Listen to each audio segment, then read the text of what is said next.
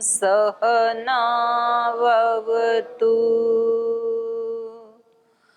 सहनौ भुनक्तु सह वीर्यं करवावहै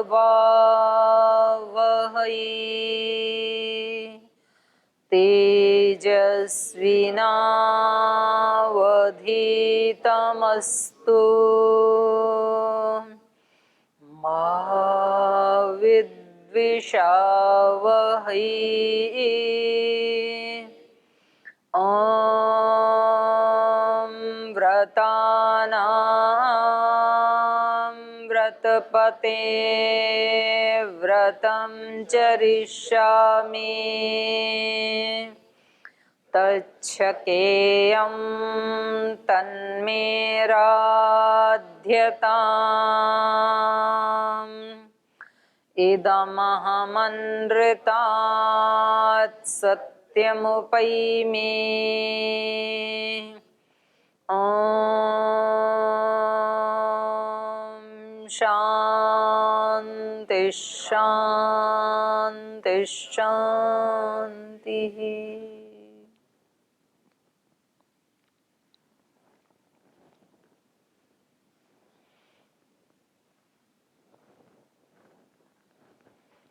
कल हमने 13 नंबर श्लोक तक पढ़ा था। उसमें विश्वामित्र ऋषि बता रहे हैं महाराजा दशरथ से कि राम केवल आपके ही पुत्र रूप में पैदा नहीं हुए हैं, बल्कि वो समस्त असुरत्व का विनाश करने के लिए पैदा हुए हैं। तो उसकी शुरुआत सुबाहु और मारीच से हो रही है। तो आप पुत्रगतम स्नेहम कर्तुम न अर्हसि, पुत्रगत मोह स्नेह आप ना करें और श्री राम को आप मेरे साथ भेज दें। यहाँ तक हमने पढ़ा था। अहम ते प्रति जानामि हतौ तौ विद्धि राक्षसौ, और ये मैं आपको बताता हूँ। प्रति जानामि, ऐसे ऐसे शब्द आते हैं ना, उनको लिख भी लिया करो अपने किसी कॉपी में। जैसे आप वार्तालाप करते हैं तो ये शब्द कभी आपको बोलना पड़ सकता है। जी मैं बताता हूँ, मैं बता रहा हूँ, तो क्या कहेंगे? अहम प्रतिजानीमि। तो ऐसे लिख लिया करो।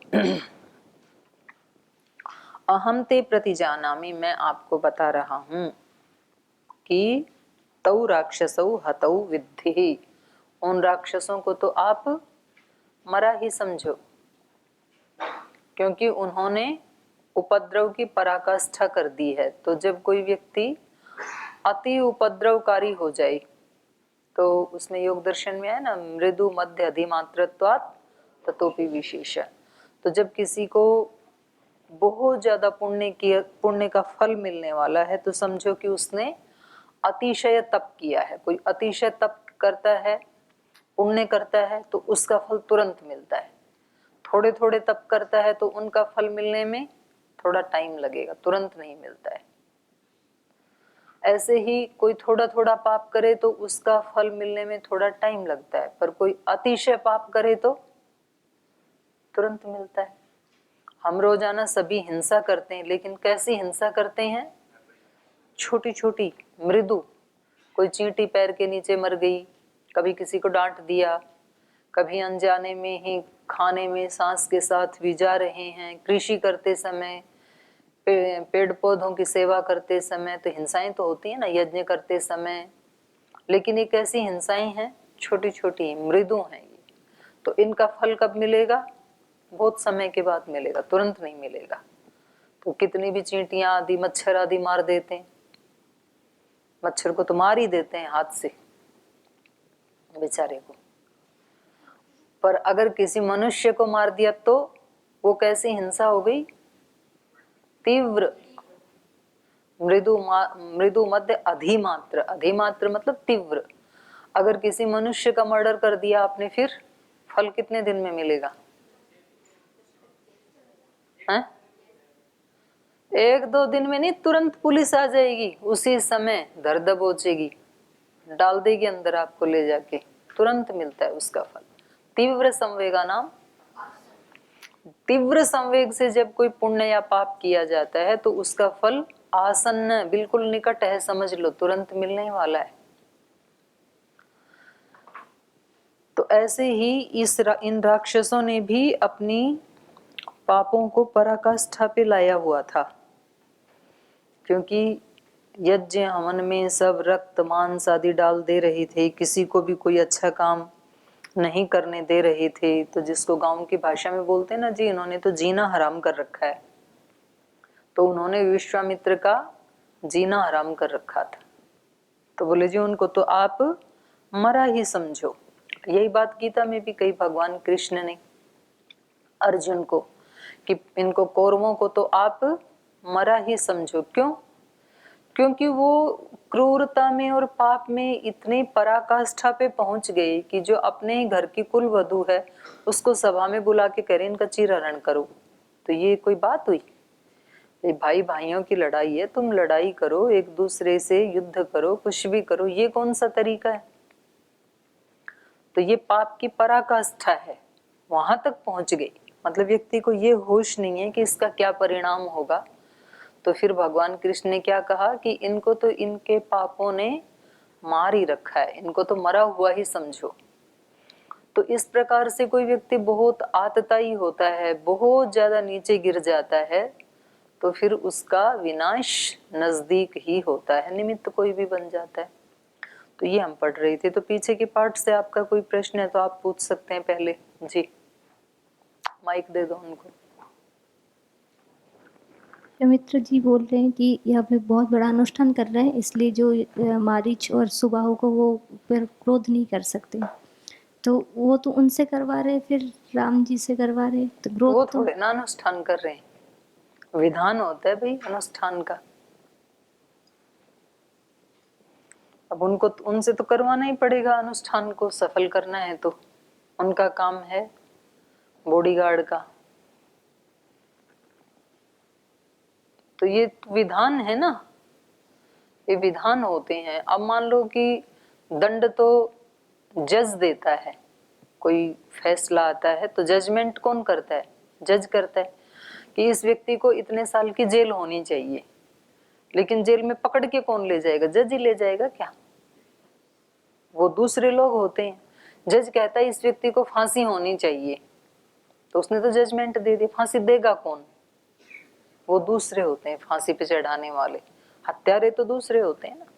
तो सबका अपना अपना काम होता है। तो इनका काम है उनको दंड देना, तो दंड देगा कौन? कोई क्षत्रिय देगा, क्योंकि ये तो ब्राह्मण वृत्ति में प्रतिष्ठित हैं, ये अनुष्ठान कर रहे हैं।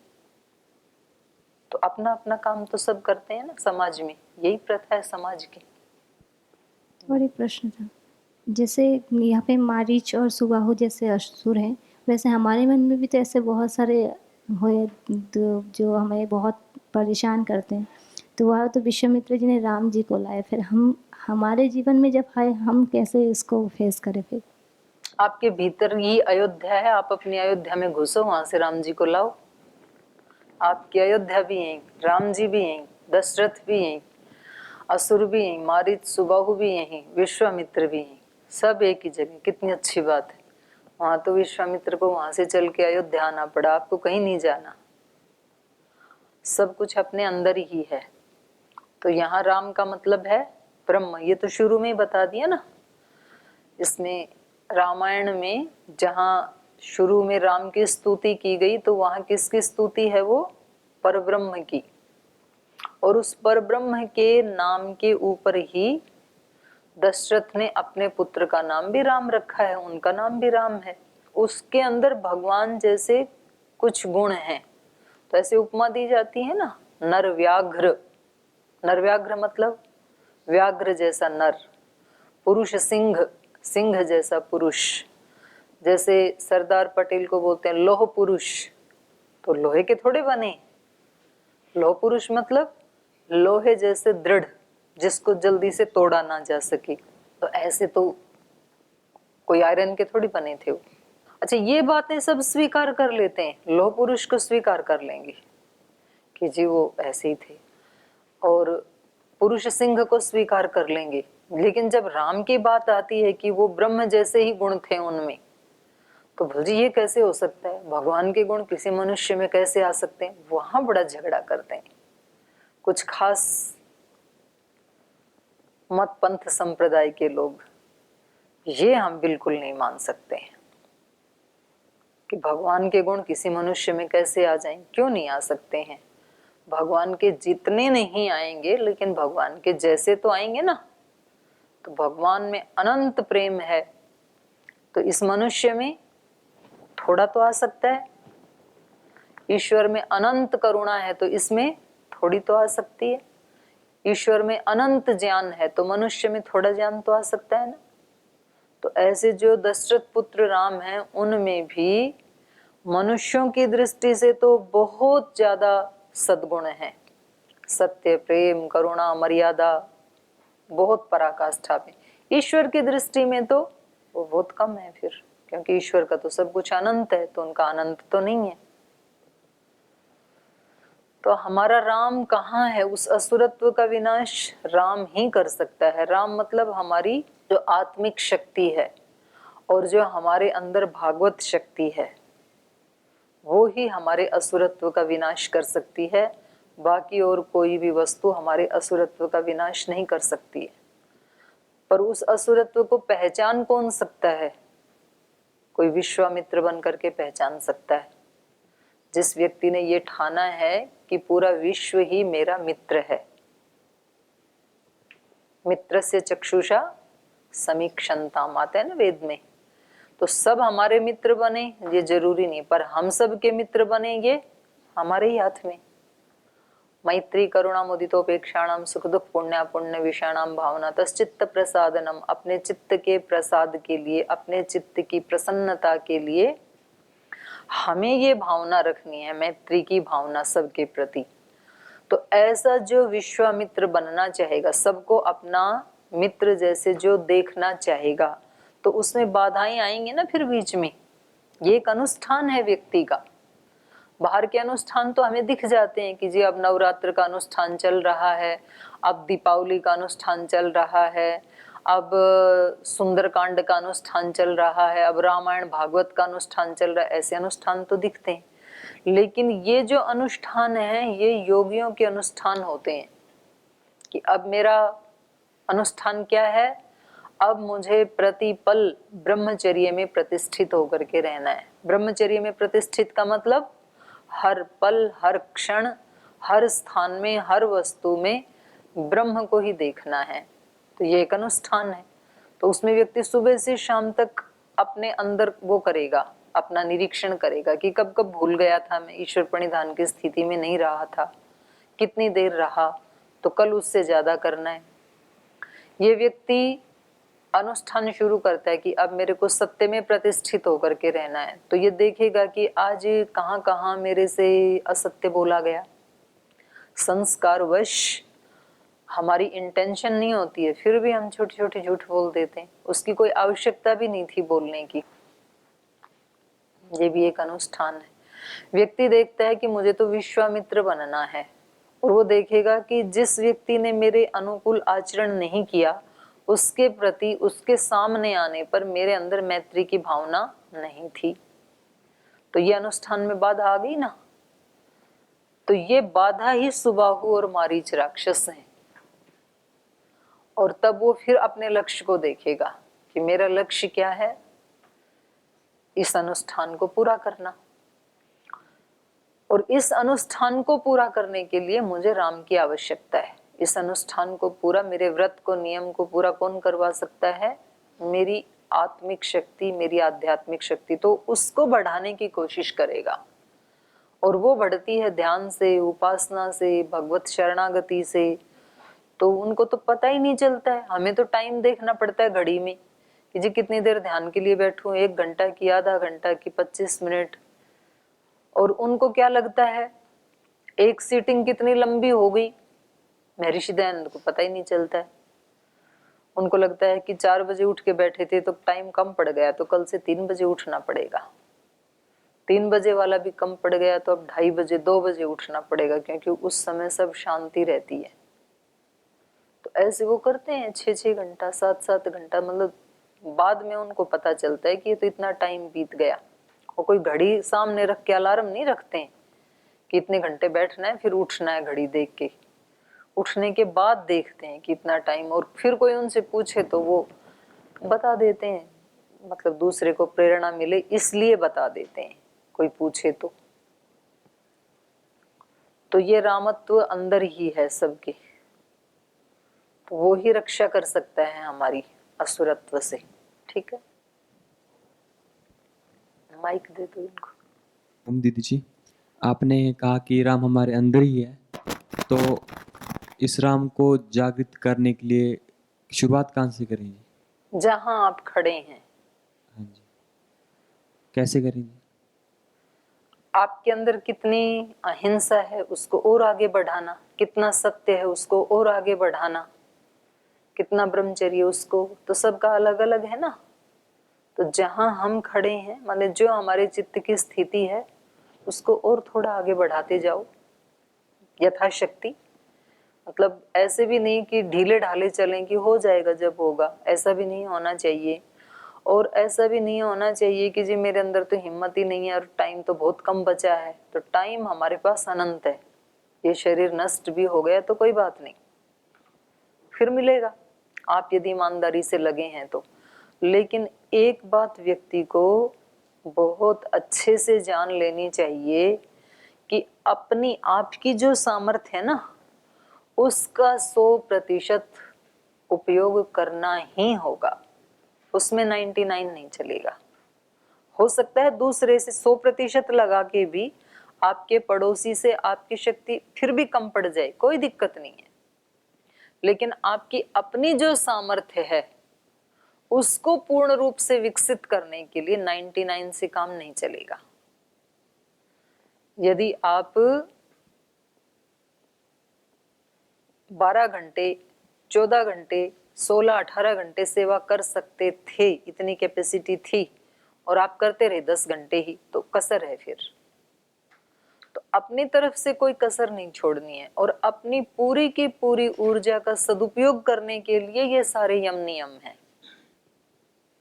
क्योंकि व्यक्ति को शुरू में ये लगता है कि जी ये यम नियमों का पालन करना ना बहुत ऐसे लगता है, एबनॉर्मल लगता है, मतलब हम अपने सामान्य रूटीन से हट जाते हैं, ऐसे लगता है कुछ बनावटीपन आ गया जीवन में, कुछ खींचातान सी आ गई, सहज नहीं रहा जीवन, हर समय ध्यान रखना पड़ता है, तो थोड़ा सा ये ठीक नहीं लग रहा, सहज होना चाहिए जीवन, ऐसे हमें लगता है।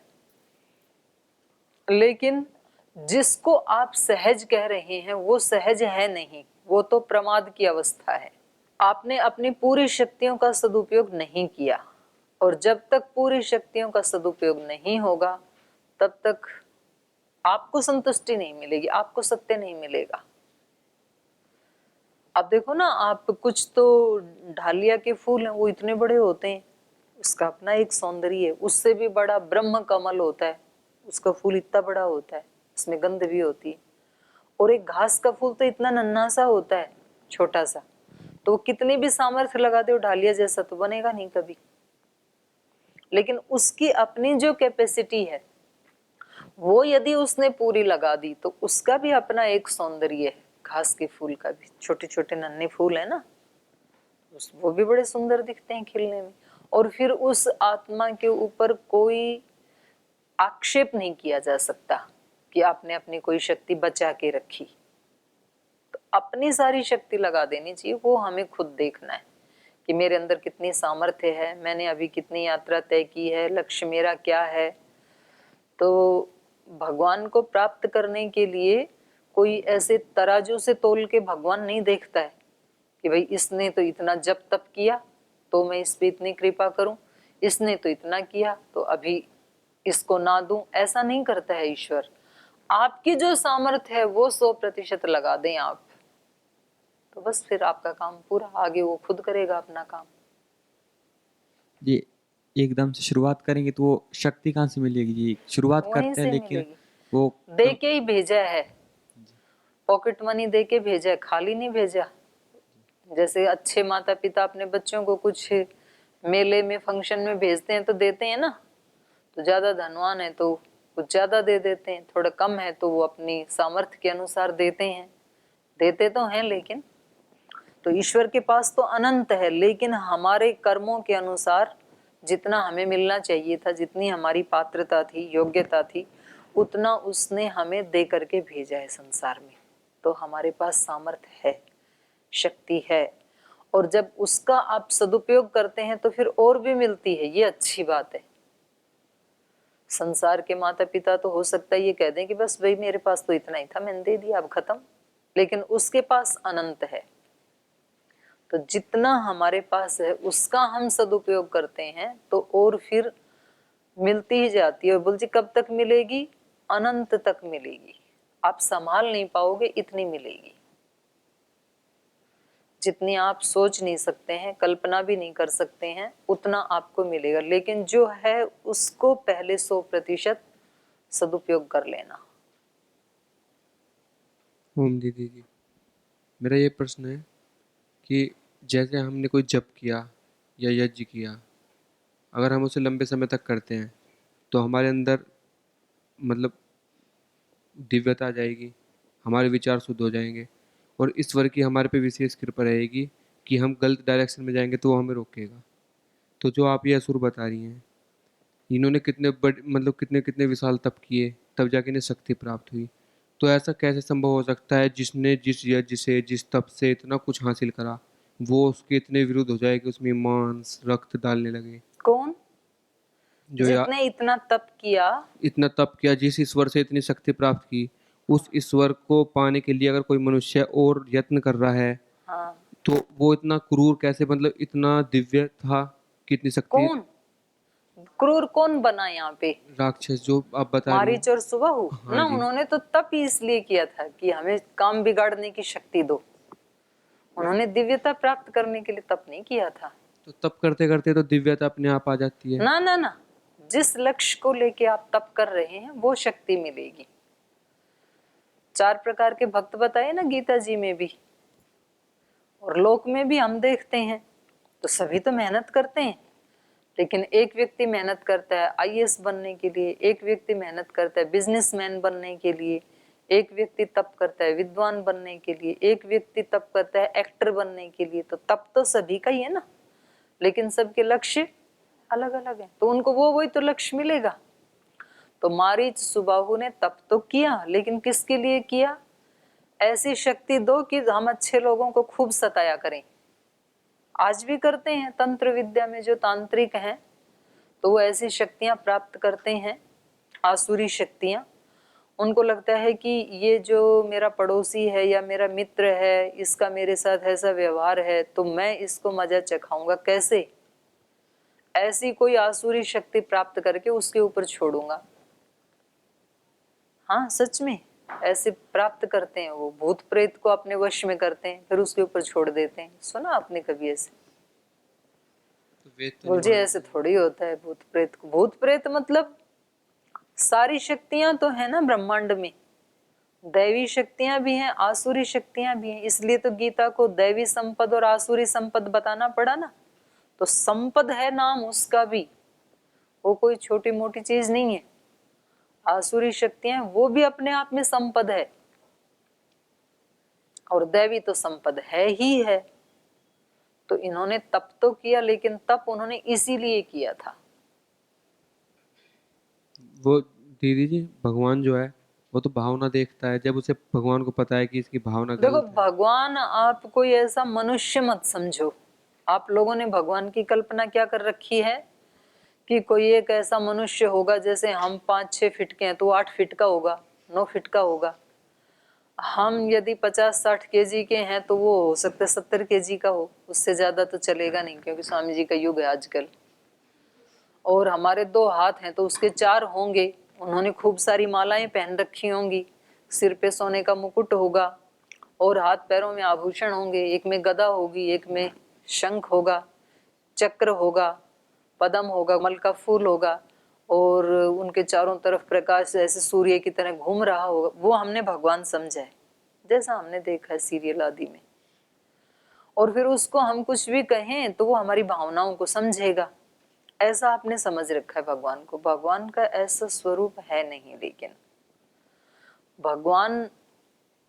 भगवान क्या, हम अपना भी आत्मा का कोई स्वरूप है क्या? हमारा शरीर का तो स्वरूप है, चेतना का कोई स्वरूप है क्या?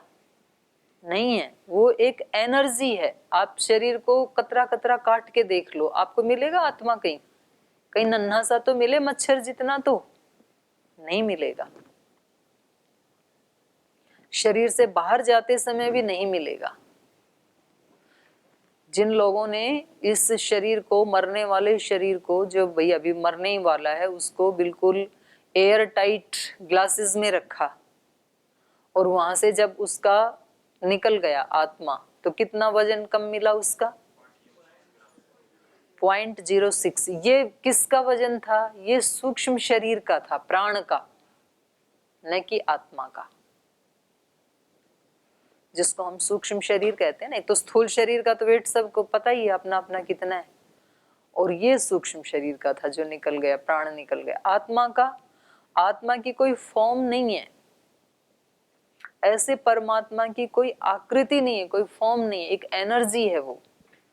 और जो एनर्जी है वो इस सारे ब्रह्मांड में ऑटो सिस्टम पे काम कर रही हैं। तो जिस शक्ति का आप आह्वान करेंगे वो एक्टिवेट हो जाएगी। इसीलिए तो कहा जाता है कि यज्ञ में मंत्र ठीक बोलने चाहिए। गीता में भी कहा, मंत्रहीन यज्ञ कैसा होता है? तामसिक यज्ञ। दक्षिणा से हीन यज्ञ तामसिक यज्ञ। तो मंत्रहीन का मतलब ये थोड़ी है कि मंत्र बोला ही नहीं जा रहा। मंत्रहीन का मतलब है कि मंत्र को अशुद्ध बोला जा रहा है। बोल तो रहे ही हैं, तभी तो यज्ञ होगा। लेकिन अशुद्ध बोल रहे हैं तो वो तामस कोटि में चला जाएगा और वो उन शक्तियों को एक्टिवेट कर देगा। जैसे वो सेंसर लगे होते हैं ना, तो सेंसर आपकी भावनाओं को समझेगा कि जिस उस पे उसको लगाया है उस एक्शन को समझेगा। सेंसर किसको समझते हैं?